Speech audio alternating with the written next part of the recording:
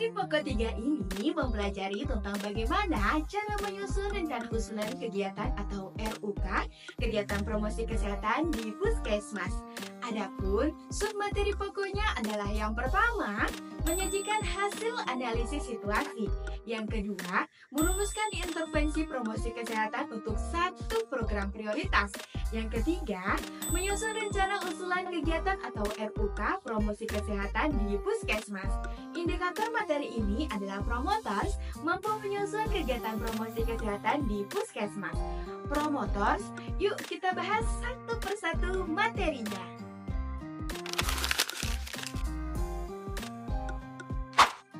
Yang pertama, menyajikan hasil analisis situasi. Pembahasan awal penyusunan rencana usulan kegiatan atau RUK, kegiatan promosi kesehatan di Puskesmas.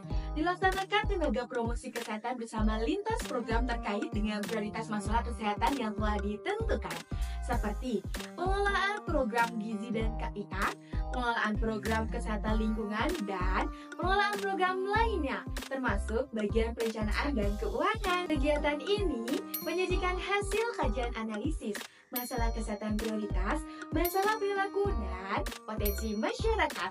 Pembahasan ini dapat dilakukan melalui agenda atau kegiatan lokakarya mini Puskesmas yang dipimpin oleh Kepala Puskesmas sebagai penanggung jawab. Yang kedua, merumuskan intervensi promosi kesehatan untuk satu program prioritas. Intervensi promosi kesehatan yang akan dilakukan harus mengacu pada penerapan strategi promosi kesehatan, yaitu advokasi, pemberdayaan masyarakat, serta kemitraan yang didukung mediasi. Maka, ruang lingkupnya adalah yang pertama, merumuskan kegiatan advokasi meliputi. Yang kedua, rumusan kegiatan gerakan pemberdayaan meliputi. Yang ketiga, rumusan kegiatan kemitraan meliputi. Yang keempat, rumusan pemilihan dan penggunaan mediasi yang tepat sebagai pendukung kegiatan promosi kesehatan.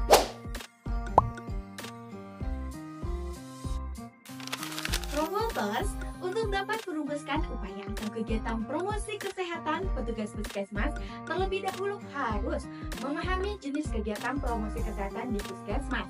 Secara umum, ada beberapa jenis kegiatan promosi kesehatan dalam mengatasi masalah kesehatan prioritas, yaitu yang pertama, promosi kesehatan di dalam gedung. Adapun rincian promosi kesehatan di dalam gedung yaitu 1.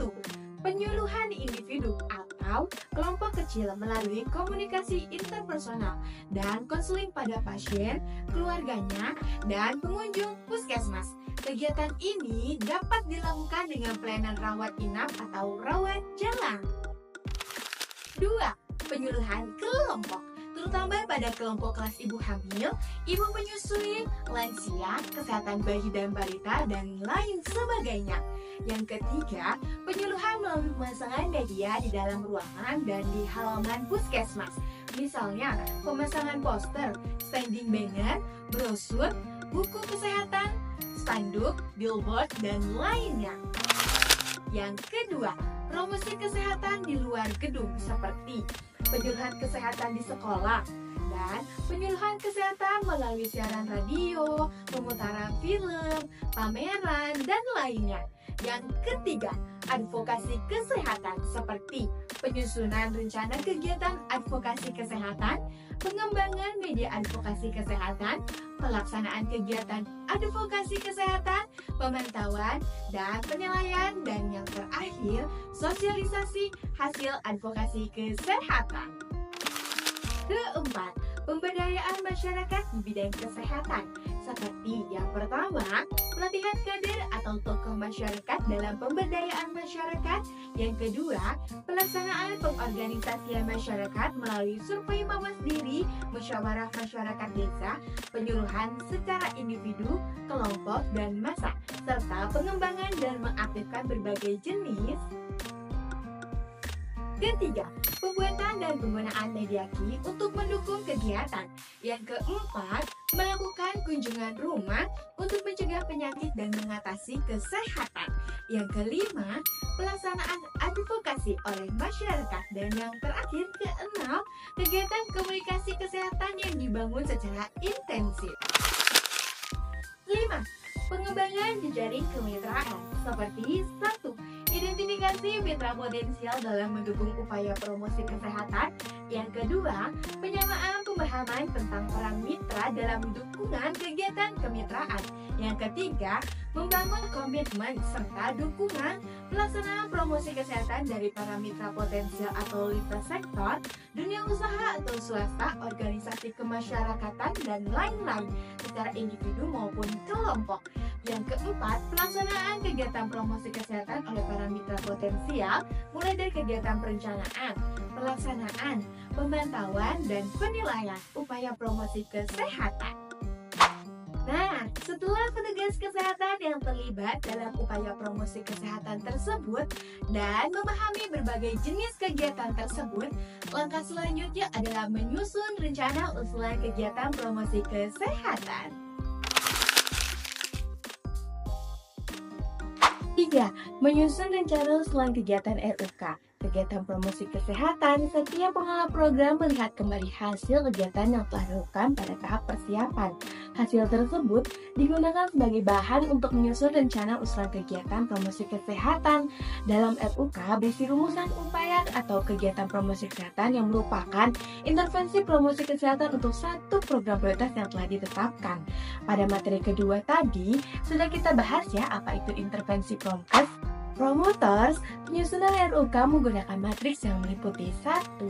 Jenis kegiatan, 2. Tujuan, 3. Sasaran, 4. Metode atau cara melakukan kegiatan tersebut, 5. Petugas pelaksana, 6. Media yang digunakan, 7. Dana yang dibutuhkan, dan 8. Waktu pelaksanaan. Keterangan pengisian matriks perencanaan. Kolom 1 diisi dengan nomor urut ya. Kolom kedua diisi dengan jenis kegiatan sesuai dengan kegiatan pokok promosi kesehatan yang telah ditetapkan. Kolom ketiga diisi dengan tujuan kegiatan ya. Dan kolom keempat diisi dengan sasaran kegiatan. Kolom kelima diisi dengan penanggung jawab kegiatan. Kolom keenam diisi dengan pelaksanaan yang terlibat dalam kegiatan.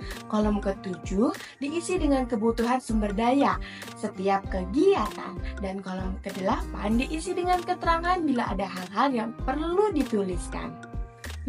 Sekarang saya tahu seseorang yang tidak bersungguh-sungguh sehingga gagal dalam merencanakan sesuatu sejatinya sedang merencanakan kegagalannya sendiri. Berbagai jenis data yang tersedia di puskesmas dapat dimanfaatkan dan dijadikan pertimbangan dalam proses perencanaan kegiatan promosi kesehatan. Jadi, perencanaan promosi kesehatan dimulai dari menyajikan analisis situasi yang telah dikerjakan, merumuskan intervensi promosi kesehatan untuk satu program prioritas, dan akhirnya menyusun rencana promosi kesehatan. Itulah materi pelatihan persiapan pelaksanaan promosi kesehatan. Semoga kamu sudah mengetahui apa dan bagaimana mengumpulkan dan manfaat data puskesmas untuk promosi kesehatan. Selamat, Anda telah menyelesaikan pelatihan persiapan pelaksanaan promosi kesehatan. Jika Anda belum sepenuhnya memahami materi, silakan pelajari kembali modul dari awal ya.